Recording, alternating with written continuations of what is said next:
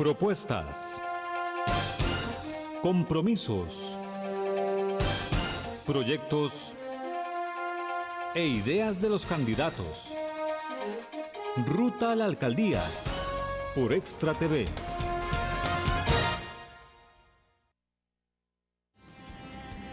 Muy buenas tardes, Isabel Espinosa les saluda. Esto es Ruta a la Alcaldía.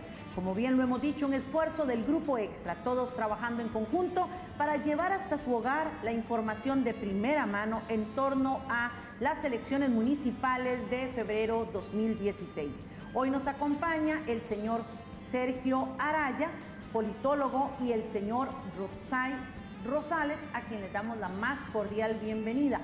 Ambos politólogos. Bienvenidos a Ruta a la Alcaldía. Muchas gracias. Muchas gracias, Isabel, y días, amigos. Claro que sí. Queremos iniciar con un análisis. Hablamos de un abstencionismo de más de un 70% en las elecciones anteriores. ¿Qué panorama, qué análisis podemos hacer de lo que se vislumbra para estas elecciones del 2016? Iniciemos, don Sergio. Sí, bueno, en realidad, como usted bien señala, los procesos municipales que se han registrado en el país se han caracterizado justamente por un alto nivel de abstencionismo. Ahora, hay particularidades en este proceso que lo hacen distinto. El primero es que es la primera, valga la redundancia, ocasión en que se van a elegir las autoridades locales separadamente de las autoridades nacionales y se van a elegir en su totalidad, es decir, los 6.069 puestos abarcan a todos los cargos de elección popular a nivel municipal, en el mes en el que tradicionalmente la ciudadanía costarricense ha asociado el tema electoral, como lo es el mes de febrero. Recordemos que las elecciones anteriores fueron elecciones de una parte de esas autoridades municipales que se celebraron en los meses de diciembre de 2002, 2006 y 2010, mes en el que normalmente la gente está sintonizada en otra frecuencia. La gente ya está pensando en fin de año, en Navidad, además el clima también no contribuía. Y todo esto pues también pudo haber explicado en parte el nivel de abstencionismo tan alto. Ahora, no creo tampoco es la primera vez que se va a hacer. Probablemente todavía en nuestro país el tema de lo municipal, y eso lo vamos a ahondar a lo largo del programa, está todavía muy en pañales en el imaginario social de la gente. ¿Qué quiero decir con eso?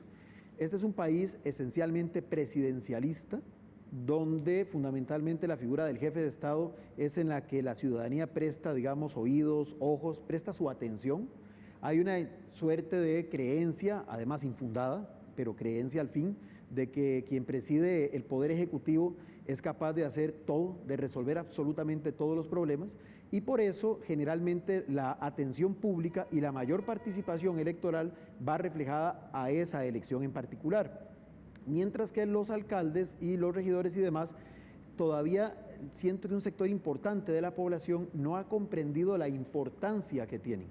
Y cree la gente, por ejemplo, que lo municipal se circunscribe a 3 o 4 cositas muy básicas, que además existe también mayoritariamente la creencia de que esas 3 o 4 cositas las están haciendo mal.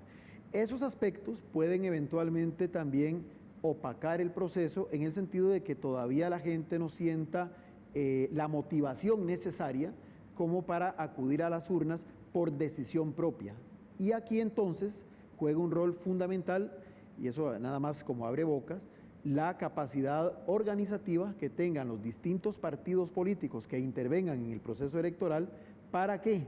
Para garantizar la movilización de los electores que necesitan para que sus candidatos resulten electos, como ya ocurrió en los diciembres que mencioné, donde, por ejemplo, solo aquí en nuestro Cantón Central de San José, donde estamos ahorita, el que ganó la alcaldía en 2010 lo hizo con un porcentaje de votación con respecto al padrón total de San José muy pobre, muy pequeño, pero lo suficientemente grande como para doblar en votación a los otros contendores.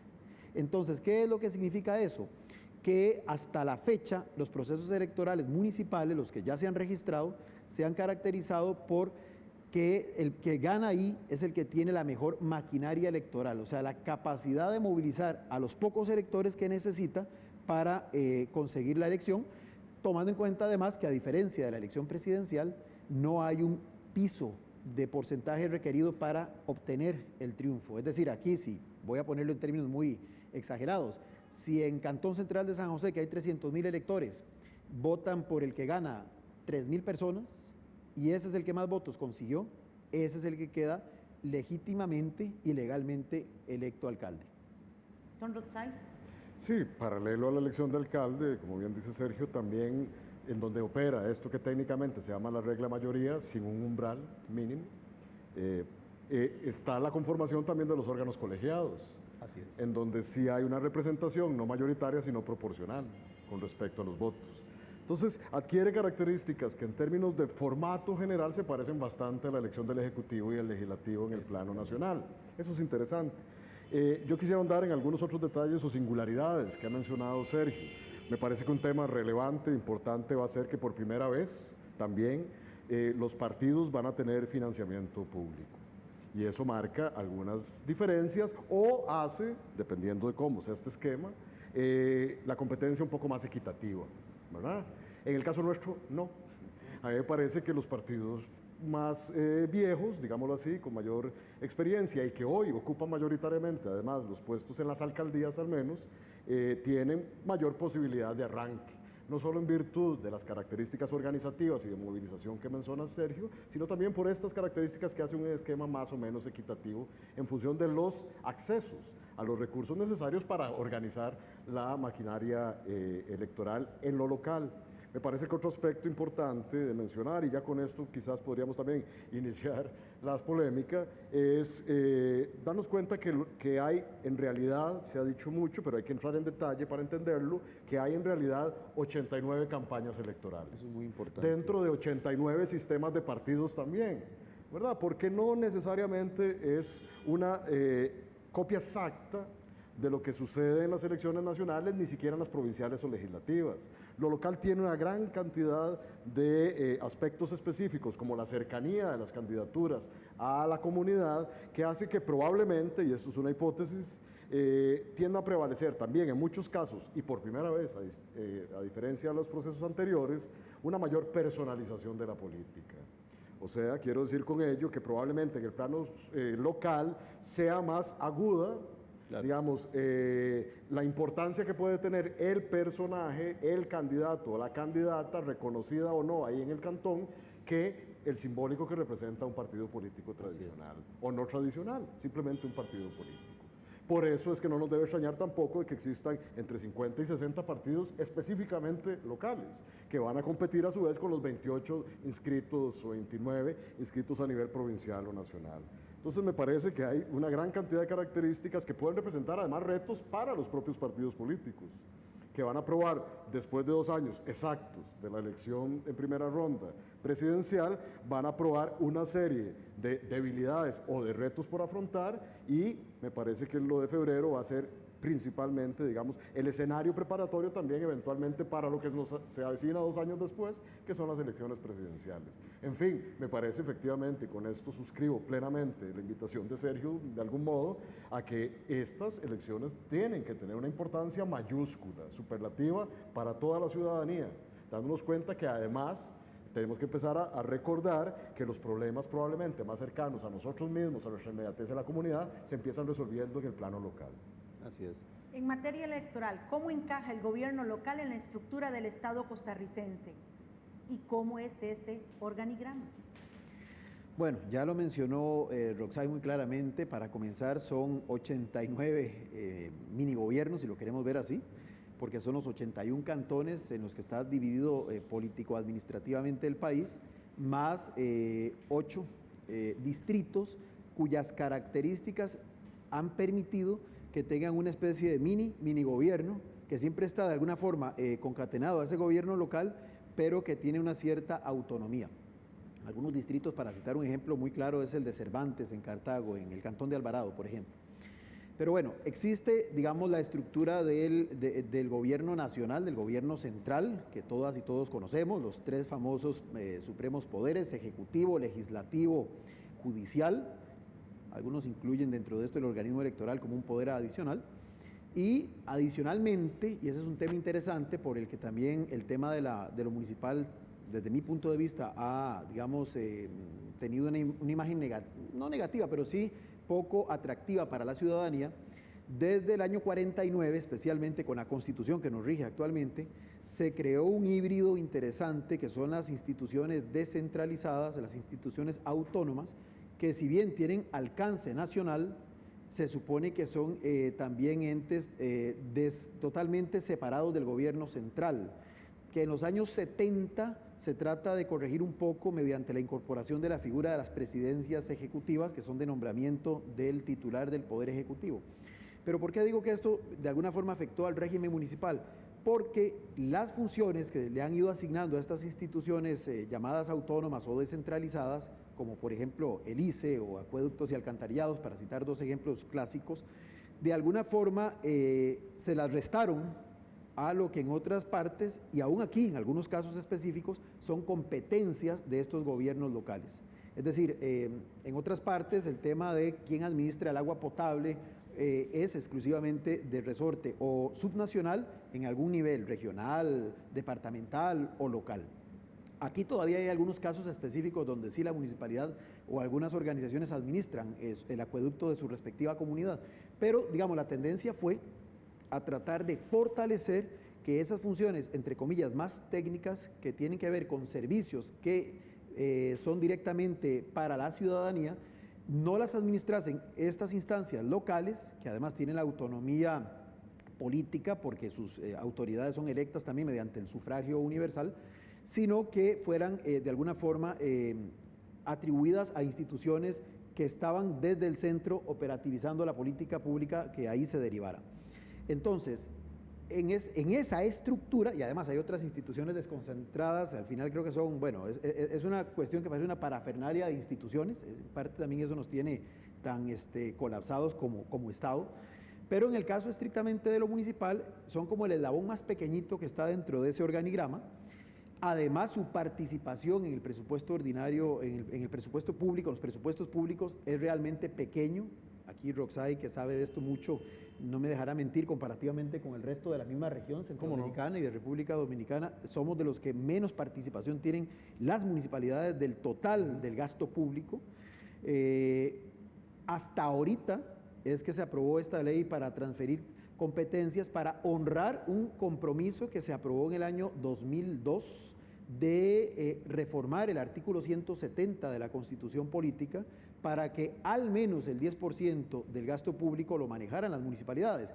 Eso quedó a nivel constitucional establecido en el 2002 y ya vamos por 2015 y apenas se aprobó una ley que está todavía en proceso de, creo que apenas se aprobó el primer debate, si mal no recuerdo, y entonces estos aspectos sí tienen mucho que ver porque de alguna forma son elementos estructurales que afectan el desempeño de las municipalidades, que sin quitarles también responsabilidades por sus propios problemas, pero que inciden en la capacidad de gestión y en la calidad de la política pública que estas corporaciones pueden darle a la ciudadanía. Si en algo han coincidido las personas que han estado durante esta semana en Ruta a la Alcaldía, es justo en eso, que dicen que con poco han demostrado los gobiernos locales que hacen mucho.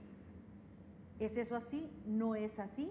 Realmente hablemos un poquito sobre las circunstancias que están alrededor de cada uno de ellos, pero vamos a hacer una pausa y volvemos.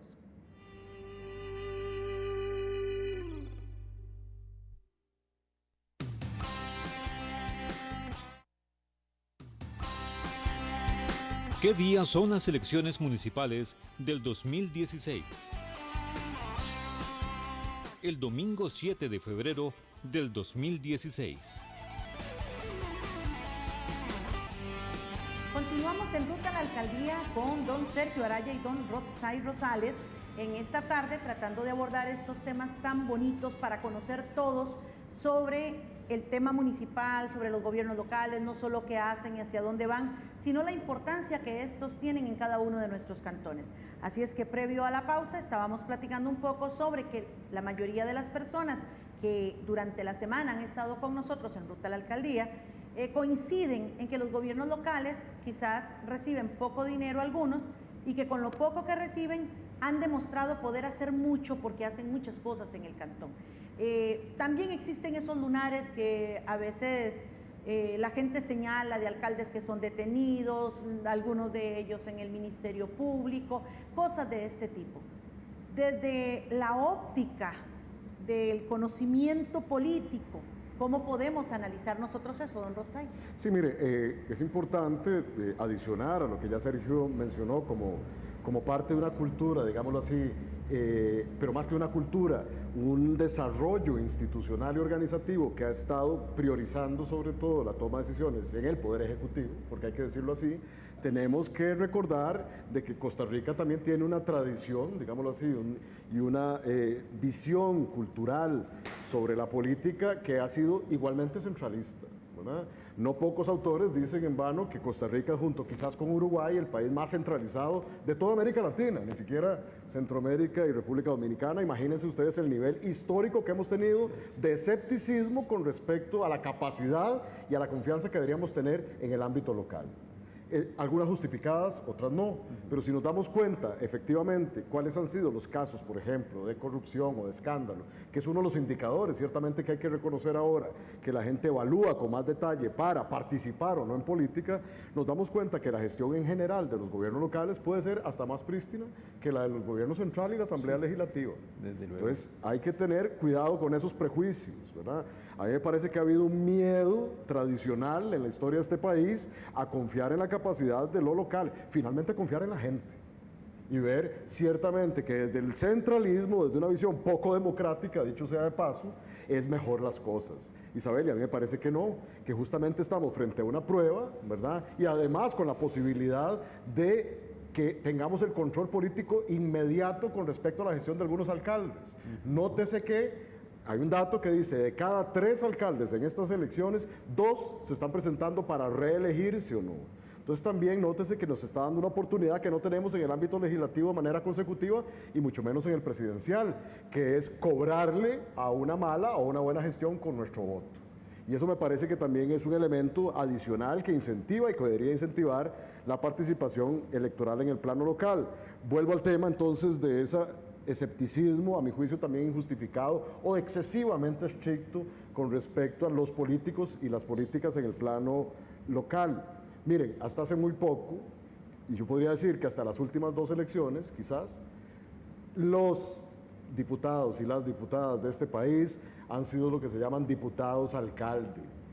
Son las personas diputadas las que realizan en muchos casos las labores de la alcaldía y los que resuelven la alcantarilla o el alumbrado público, y con eso también aunamos una visión muchísimo más clientelar y muchísimo más centralista de la política, cosa que en nada contribuye al desarrollo democrático.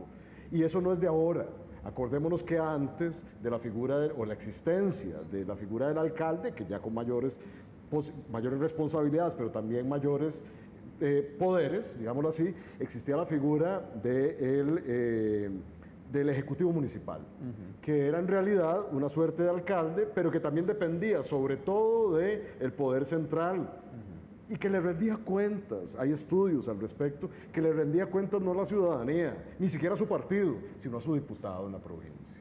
Entonces, revertir esos procesos históricos, Isabel, y ese imaginario que desde niño a uno se le enseñan en la escuela, que hay que tenerle escepticismo, ya no solo a la política en su totalidad, como son los signos actuales, sino a la política local sobre todo, me parece que es un reto que efectivamente tenemos que ir superando, pero tenemos que ir superando a partir de la puesta en prueba de su administración y de su gobierno y de su buena gestión. Y me parece que ahora es una gran oportunidad para hacerlo.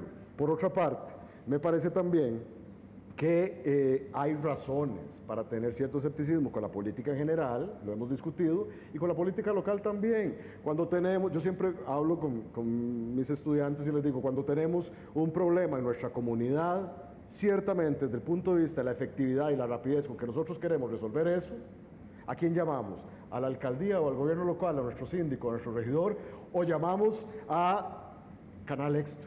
Así para que es. A partir de su denuncia puedan tomar decisiones al respecto. ¿Me explico? O sea, Sí, hay una cuestión también hay que reconocer que ciertamente a lo mejor los problemas políticos no se resuelven por quien debería resolverse con la rapidez con la que nosotros estábamos deseando. Entonces pongo nada más este elemento de juicio, porque me parece también que mucho de la reflexión democrática en este momento pasa por la autocrítica de todas y todos los actores involucrados en los procesos políticos, y que no necesariamente son los formales, los que vemos en la legalidad o en los organigramas o en las estructuras. También hay poderes que operan con mayor poder y poderío al margen de esa legalidad, y que en muchos casos también, en muchos países de Latinoamérica, ponen y quitan alcaldes y gobiernos locales. Entonces hay que tener, nótese cómo hay que tener ojos avisores para todos estos procesos, que probablemente también se diluyen cuando solo elegimos al presidente, a las vicepresidencias y a las y los diputados. Pero en el plano local tenemos la oportunidad de tener una mayor cercanía, un mayor conocimiento de lo que pasa en nuestro vecindario, que me parece que es la principal preocupación que deberíamos tener como ciudadanas y ciudadanos en este país. Don Sergio, ¿qué representa el gobierno local para el sistema democrático de nuestro país? Bueno, ya Roxay ha adelantado mucho de lo que representa, o sea, es prácticamente el espacio en el que la ciudadanía puede tomar conciencia de su rol activo, no solamente emitiendo el voto ahora el 7 de febrero venidero, sino ejerciendo esa labor fiscalizadora, esa labor cogestora, por ejemplo, como bien decía Roxay, también la ciudadanía, en vez de acudir al medio de comunicación para que éste le haga el trabajo de visibilizar su problema, debe de ir directamente a esas autoridades locales y exigirles que cumplan con las responsabilidades para las cuales fueron electos. Y adicionalmente al tema que ya mencionó Roxay, de la posibilidad de castigar o favorecer mediante la reelección a los que aspiran a esto a través del voto, la figura del alcalde tiene una particularidad que no tienen los otros cargos de elección popular, y es que se puede dar inclusive un revocatorio, o sea, una revocatoria de su mandato, como ya ocurrió una única vez por ahora en la historia de nuestro régimen municipal en Pérez Celedón, donde además paradójicamente fue más gente a votar al referéndum revocatorio de los que habían ido a votar para elegir alcalde. Qué interesante. Pero fue interesante porque la ciudadanía se organizó, encontró un mecanismo institucional dado por el propio sistema para canalizar en este caso una insatisfacción objetiva que tenía con respecto a una autoridad específica. Pero me parece que además de esa proximidad que es el gobierno local, que es el escenario donde se puede realmente conocer más en detalle cómo funciona la cosa política, cómo funciona la cosa pública, el gobierno local tiene un potencial y está establecido inclusive en sus normas que creo que muchas veces ni sus propias autoridades han sabido potenciar, con algunas excepciones.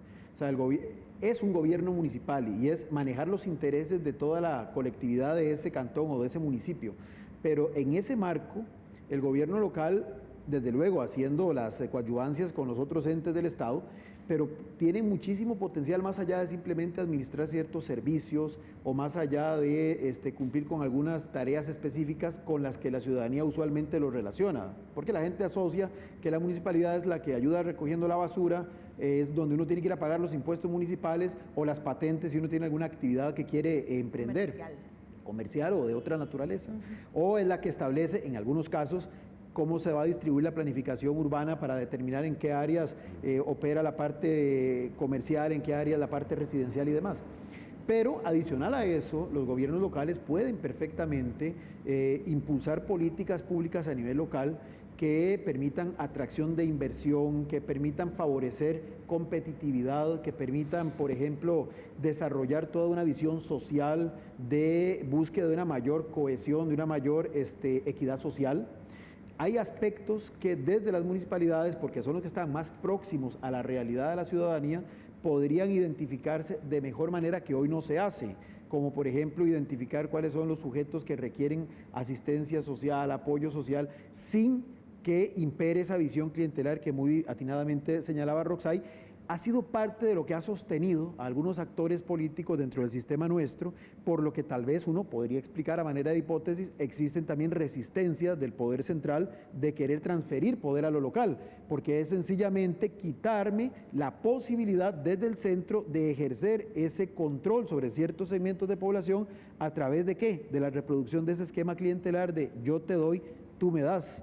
En este ámbito podría reproducirse el escenario, pero existe esa posibilidad de que la ciudadanía fiscalice mejor y garantice, en la medida de lo posible, en el tanto se involucre, que esos esquemas que se dan a nivel nacional ya totalmente comprobados pudieran de alguna forma, si no del todo eliminarse, al menos minimizarse. No, definitivamente. Y queremos saber por qué se dice que estas elecciones de febrero del 2016 van a ser históricas o que son históricas. Don Lozay, hacemos una pausa y venimos con él.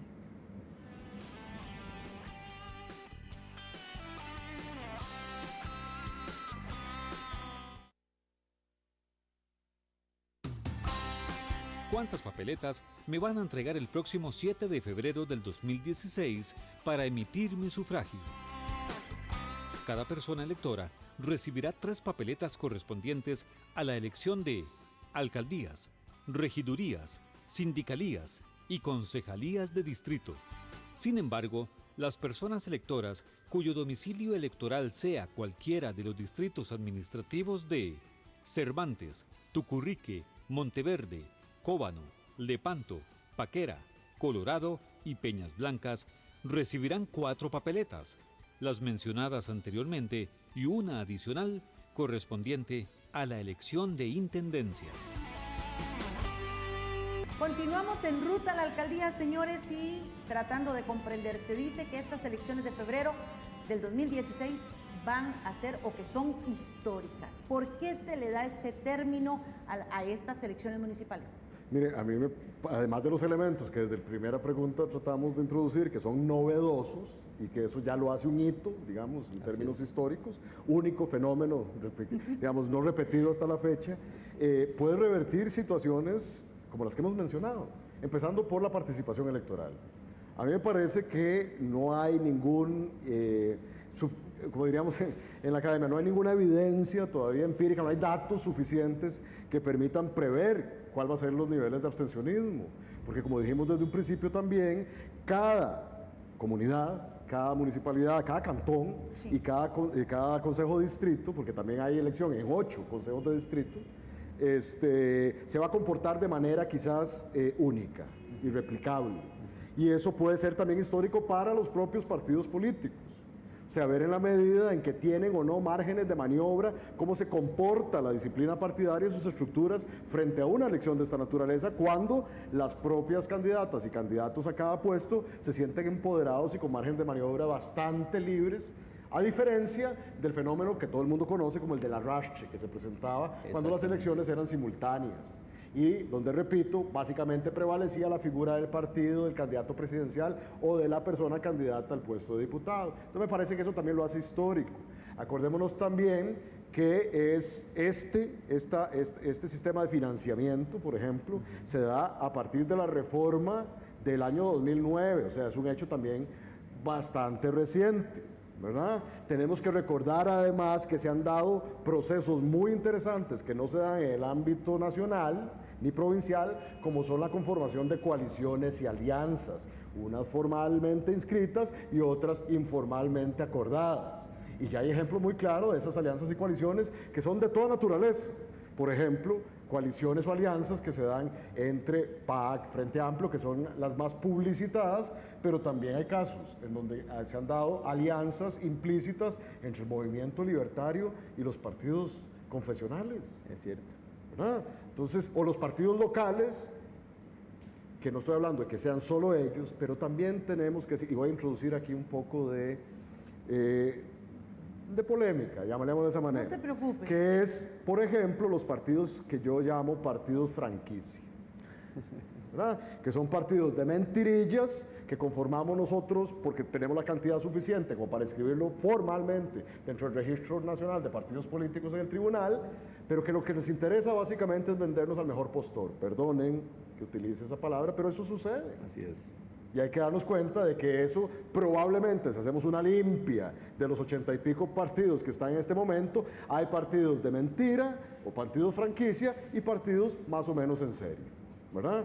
Otra característica que me parece que lo podría ser histórico es que no necesariamente, repito, va a haber una línea directa de autoridad, jerarquía y de cumplimiento de las disposiciones, y ya tenemos evidencia al respecto, de las disposiciones que se toman en el ámbito central de cada comité ejecutivo de cada partido y que sean aceptadas sin ningún resentimiento, resquemor por parte de las dirigencias locales. Los mejores ejemplos de eso son lo que ha sucedido, por ejemplo, con los acuerdos que a nivel macro se dieron entre el Frente Amplio y el PAC, y que las bases dijeron, un momentito, los tenemos que consultar a nosotros. Entonces me parece que hay una gran cantidad de elementos que hay que seguirles el rastro, y bueno, además, para dejar la bola, como decimos aquí, picando, me parece que un elemento que mencionaba Sergio y que aquí se ha explotado poco, es esa actitud ciertamente clientelar que nosotros creemos, por ejemplo, que tiene los poderes públicos con respecto a las autoridades, o nosotros las y los ciudadanos con respecto a las autoridades públicas, pero no estamos viendo otra parte del sistema clientelar que puede no convenirle, por ejemplo, a los grandes donantes tradicionales de las campañas políticas en este país y en el mundo, que se den procesos amplios de descentralización. Yo estoy casi seguro, lo planteo como hipótesis igualmente, que si nosotros hacemos un estudio por actores políticos, formales y no formales, en este país, de quién está de acuerdo o no con la transferencia de recursos o con la transferencia de potestades hacia los gobiernos locales, y los primeros que se van a oponer son los grandes financistas de las campañas electorales, porque representa apostar 89 lugares en lugar de apostarle a un solo partido político. Claro, Entonces no les conviene. Quitémonos las caretas. La democracia se trata de eso, decir las cosas de manera transparente, y me parece que esto es una oportunidad para desenmascarar muchas de esas malas prácticas tradicionales. Se eligen 6.069 puestos en las urnas de las elecciones municipales, contra 60 puestos de las elecciones nacionales, que son 57 diputados, presidente y sus 2 vicepresidentes. ¿Por qué no hay deuda política adelantada para las municipalidades y la cantidad de recursos es mucho menor, don Sergio? Bueno, creo que a manera de hipótesis podría continuar con la línea que ya don Roxay ha planteado. Efectivamente, las leyes, ¿quiénes las aprueban? Se aprueban en el Congreso de la República. Las aprueban los propios diputados de estos mismos partidos políticos, muchos de los cuales se frotan las manos esperando una X cantidad de triunfos en los diferentes cantones. Entonces podría uno, desde la perspectiva estrictamente racional, decir, bueno, qué ilógico es entonces, si ellos son los que mayoritariamente esperan ganar la mayor cantidad de puestos, ¿por qué no darle un empujoncito mayor al proceso? Bueno, aquí es donde comienza entonces a cruzarse con estas variables que mencionaba muy bien Roxay, es decir, de repente es interesante, inclusive para algunos partidos políticos, que el proceso electoral se mantenga en estos niveles de abstencionismo tan altos. Así es, conveniente. ¿Por qué? Porque aquellos que tienen la capacidad de movilizar, perdonando la expresión, a sus 4 gatos, como se dice muy popularmente, y esos 4 gatos en el pasado han sido suficientes para legitimar, con todas las de la ley, la obtención de un triunfo electoral en un X cantón, en un X consejo municipal de distrito, ¿para qué van a querer que haya una participación mayor que les va a implicar una mayor cuota de sacrificio en términos de que tienen que movilizar más gente, tienen que transferir más recursos que además, como bien señala Roxay, ya no van a ser totalmente direccionados, gestionados desde la estructura central, sino que evidentemente le va a empoderar a ciertos sectores de las estructuras locales que históricamente han estado ahí, como dijo un expresidente de la República, como andamio. Porque esa es la realidad. Un distinguido prócer de este país que así lo señaló con toda claridad, que ciertos niveles de la estructura de un partido eran eso, andamio. ¿Para qué? Para las aspiraciones de quienes estaban en las altas esferas. Entonces, en este caso, con el proceso como ha sido hasta la fecha, con una participación tan pobre de ciudadanos y de ciudadanas yendo a las urnas, pues ha permitido que de alguna forma hayamos dado pasos hacia la descentralización, pero no suficientemente importantes. Un poco de dar la sensación de que hay un proceso de cambio, pero que lo esencial, se sigue cocinando desde el centro. En cambio, en una oportunidad como esta, donde usted tenga la posibilidad de incrementar la participación de la gente, donde la ciudadanía tome conciencia de la importancia de acudir a este proceso electoral, va a permitir que otras alternativas políticas puedan eventualmente pescar en aguas en donde estos otros partidos no lo han hecho, y entonces van a requerir más recursos, y ahí se van a topar entonces con cerca con el hecho de que justamente hay esa imposibilidad de accesar a más recursos. Entonces, como todo proceso, evidentemente tiene una lógica propia, y esta es la primera vez que se va a dar con estas características. Habrá que ver sobre la marcha qué aspectos hay que mejorar, por supuesto. Todo proceso electoral siempre tiene la particularidad de que puede ser y debe de ser sujeto de mejora para el siguiente proceso. Pero me parece que de entrada ese es un tema que hay que discutir, que hay que analizar. Si los recursos que hay asignados a la fecha y la manera en que se puede acceder a ellos, si bien es un hito, como mencionó Roxay, porque van a disponer de esa posibilidad, todavía pareciera que hay que dar un empujoncito más hacia allá para que realmente se le pueda, como dice nuestro pueblo, sacar el jugo a esos recursos que de alguna forma la ciudadanía está aportándole al proceso electoral local. Les escucho hablar y muchas personas comentan de que quien gane mayor cantidad de alcaldías tiene más limpio el camino para las elecciones del 2018, hablando de las actuales, ¿verdad? Sin embargo, estas últimas elecciones nacionales se rompió la regla, no fue así. ¿Qué pasó? ¿Estamos cambiando? ¿Qué nos está sucediendo? ¿Cómo vislumbran ustedes ese panorama y hacia dónde vamos? Porque no necesariamente esa es una garantía para los partidos, que el que tenga mayor número de municipalidades, cabezas en las municipalidades, se le va a facilitar más el tema de ganar las elecciones nacionales. ¿Qué nos está pasando? Claramente, Isabel. Pero no fue así. Es un indicador muy contundente. O sea, Liberación tiene 60 y pico alcaldías en sus manos y además el control de más, probablemente, más gobiernos locales. La unidad aproximadamente 10, entre 9, y el Movimiento Libertario y el PAC se repartían las otras 8, digámoslo de esa manera. El Frente Amplio no tenía ni una. Y vean los resultados de las elecciones nacionales, ¿verdad? O sea, ¿qué cambió? Entonces, no, lo que está cambiando justamente son estos patrones que no se reproducen de manera idéntica, como venimos diciendo desde el principio del programa, Isabel. Y que es bueno subrayar, no hay una reproducción exacta de las conductas o los patrones, no solo del electorado, sino de las y los políticos, entre el plano nacional, provincial y local, ¿verdad? Por eso hemos dicho no solo que hay 89 campañas, sino 89 sistemas de partidos también distintos. Y cuidado, esto me da pie también para pensar en otro elemento que podríamos discutir.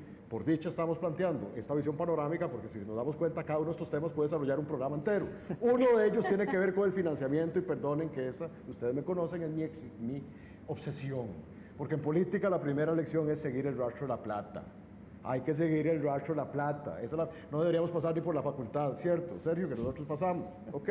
Para aprender esa primera lección. El problema, yo lo he dicho una y otra vez, lo hemos discutido con el propio tribunal, pero uno ara, como en el desierto, como Juan el Bautista, comiendo grillos, hablando del financiamiento privado. En este país nadie, por mucha conveniencia de intereses de poder y de compra efectiva de política, le interesa hablar del financiamiento privado. Y nos hemos enfocado al bendito y vilipendiado financiamiento público, que está lleno también de pecas, que hay que corregir.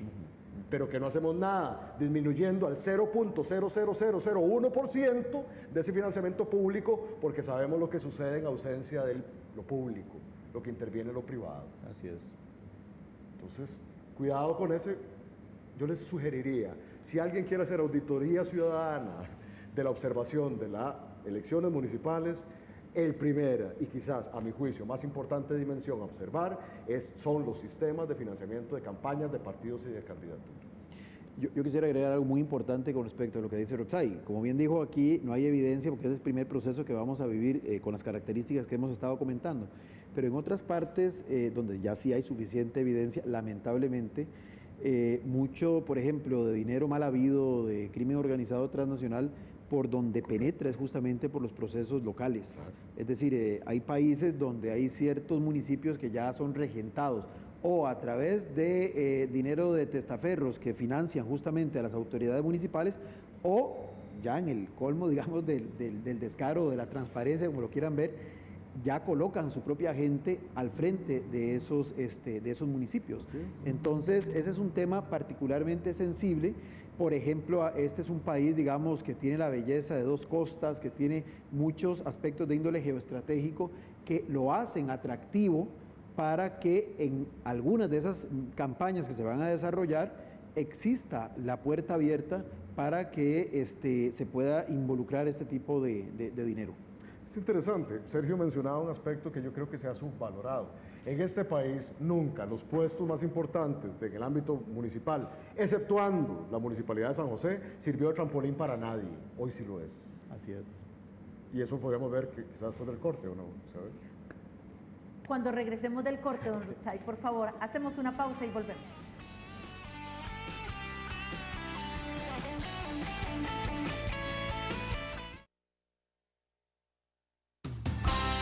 ¿Cuánto tiempo después de haber obtenido mi carta de naturalización puedo votar? Podrán votar después de 12 meses de haber obtenido su carta de naturalización, siempre y cuando hayan solicitado su cédula de identidad antes del cierre del padrón electoral, 6 de octubre del 2015.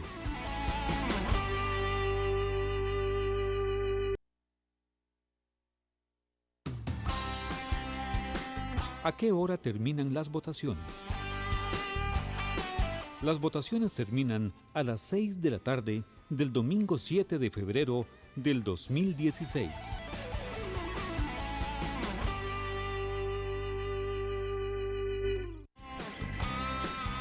Esto es Ruta a la Alcaldía, señores. ¿Y por qué, don Sergio, don Rutzay, por qué la gente no sale a votar? Hablamos de un 75% de abstencionismo en las últimas elecciones municipales. ¿Por qué no se va a las urnas en el tema de los gobiernos locales? Porque no me interesa ejercer ese privilegio que tengo de elegir a las autoridades locales, o porque no me siento representado o representada por ellos. Yo creo que es una combinación de factores. Ya habíamos aquí adelantado algunos, ¿verdad?, de los procesos anteriores, que es de los que se tiene estos datos que se está mencionando, pero me parece que hay varios elementos a considerar. Primero, el producto, es decir, en este caso el gobierno local, por lo que ya hemos también aquí planteado, de alguna forma se ha invisibilizado en todo el potencial que tiene. Entonces la gente no se siente convocada porque no encuentra una razón para desplazarse el día de la votación, salvo aquella gente que sus partidos políticos ya los tienen totalmente identificados y los movilizan, como ya también hemos dicho acá, y que son los que han, digamos, inclinado la balanza para que la correlación de fuerzas sea la que hoy conocemos. Segundo, me parece que eso también, y aquí lo digo, como diría Roxay, sin pelos en la lengua, los medios de comunicación han contribuido a ello, porque cuando se resalta únicamente la parte negativa de esos alcaldes, por ejemplo, que han sido, que usted mencionó, encarcelados o han sido sancionados, o un día sí y otro también, en los titulares de los medios más importantes se habla de la inoperancia del régimen municipal, de que no sirven pero ni para recoger la basura, y que lo único que se resalta en las notas de los medios es justamente cuando no hacen bien su trabajo, pues evidentemente eso, entremezclado en esa imagen negativa de la política y lo político que de por sí ya estamos viviendo como sociedad, pues no incentiva, no estimula a ir a votar. O sea, tras que no sé ni para qué sirven, lo poquito que entiendo que hacen, lo hacen mal, porque además los medios todos los días me lo informan. Entonces, ¿para qué voy a perder el tiempo? Y le agrego ahora del otro lado, los partidos políticos, sobre todo los tradicionales, que son los que han detentado el control de estas estructuras de gobierno, justamente en primera instancia por lo del voto arrastre, cuando los regidores se elegían en simultáneo con el presidente, vicepresidentes y diputados, normalmente no participaban a la ciudadanía de la conformación de sus papeletas, de la definición de sus candidaturas. Entonces, muchas veces esos que llegaban a ejercer cargos en el Consejo Municipal efectivamente no representaban a nadie, salvo 3 o 4 personas que en el proceso interno de su partido político los habían identificado y los habían nominado como candidatos. ¿Por qué? Porque la gente votaba por partido, como mencionaba muy bien Roxay, y de arrastre se iban ellos en la tira, por decirlo así. Cuando con el tema de los alcaldes se ha ido mejorando un poquito el tema, porque al menos la figura del alcalde se ha comenzado a posicionar, pero todavía algunos partidos no han entendido la trascendencia de esto y siguen manejando en camarillas, lo que ha sido, digamos, tradicional para otros cargos, la escogencia de sus candidatos. Y yo aquí quiero decir un tema, con el debido respeto. He visto, por ejemplo, en medios de comunicación una publicidad del INAMU y del tribunal donde exhortaba a las mujeres justamente a involucrarse y les decía, mire, ustedes ya están preparadas, pueden ser las futuras alcaldesas, regidoras y demás.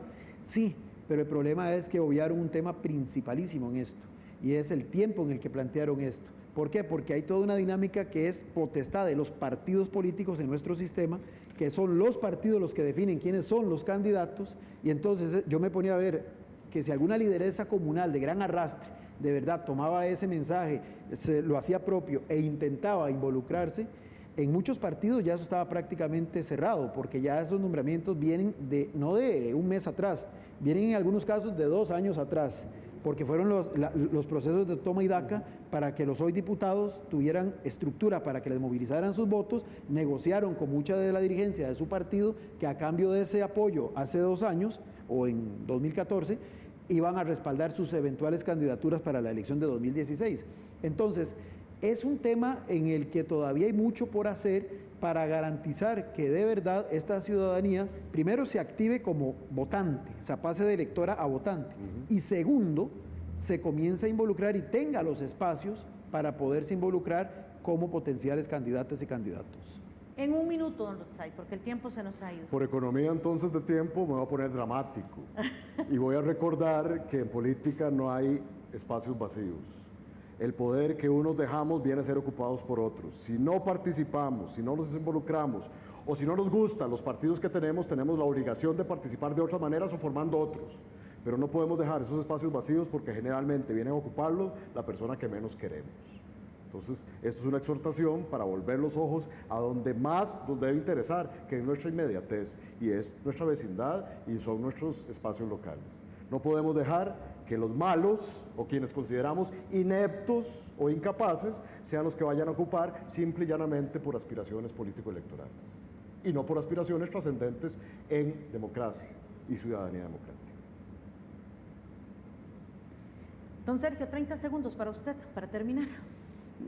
Básicamente eso, exhortar a la ciudadanía, sean responsables, tomen conciencia de que el gobierno local es lo más cercano que ustedes tienen y averigüen quiénes son las y los candidatos a todos los puestos, porque aquí no pudimos decirlo, no es solo el alcalde el que se va a elegir, no reproduzcamos el esquema presidencialista en lo local. Hay regidores, hay síndicos y hay concejales de distrito que merecen también ser analizados y valorados. 6.069 puestos a elegir en febrero del 2016 y que todos asumamos la responsabilidad que nos corresponde, que ese realmente es uno de los esfuerzos y por el esfuerzo que estamos haciendo, que es llevarle a usted toda la información posible para que usted pueda elegir con conciencia, que se dé cuenta que si elige, sabe por qué va a elegir. Así es que cordialmente invitados para el día lunes, estarán aquí los candidatos a alcalde del Cantón de León Cortés. Los esperamos el lunes a partir de las 5 de la tarde con esto que es Ruta a la Alcaldía. Muchísimas gracias.